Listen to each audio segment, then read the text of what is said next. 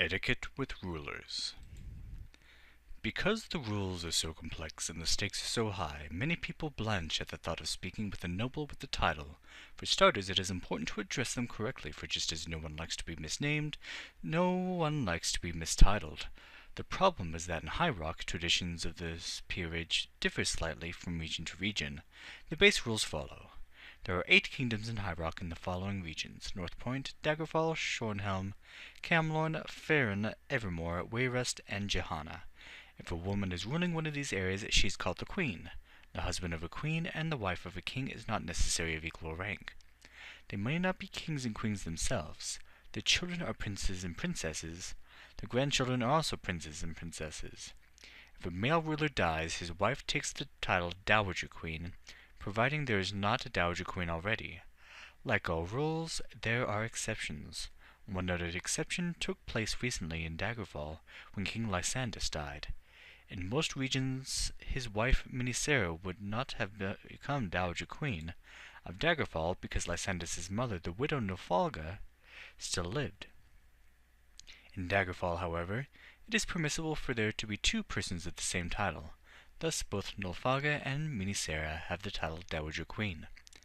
If a female ruler who does not share rank with her husband dies, there is no male equivalent to the word dowager. Widowers of queens usually take another title, either a lesser family title or one given by their children.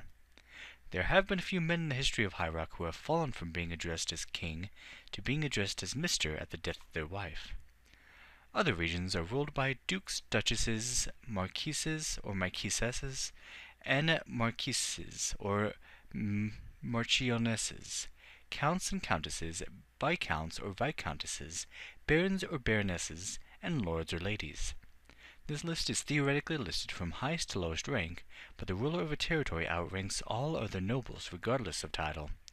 Dwinnen, for example, is a barony, and the baron or baroness of Dwinnen outrank any other noble in that territory, even dukes and counts. In theory, again this may not be the case according to local customs, the eldest son or daughter of a noble takes their parents' highest family title below their parents. Thus the Duke of Northmoor, who is also the Marquis of Calder, has a daughter who becomes the Marchioness of Calder. Kings and queens are always addressed as Your Majesty in conversation. Dukes and duchesses, Your Grace. All other rulers may be addressed with their title and name, or lord or lady and their name. A few hints may be needed to determine exactly who rules a territory.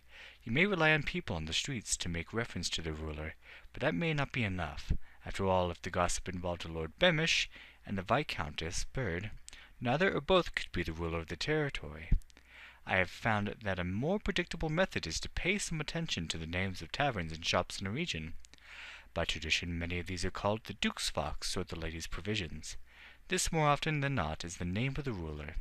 If the shop's name is Lady Anice's Provisions or Lord Boxworth's Fox, that is probably the name of a local titled merchant, not the ruler.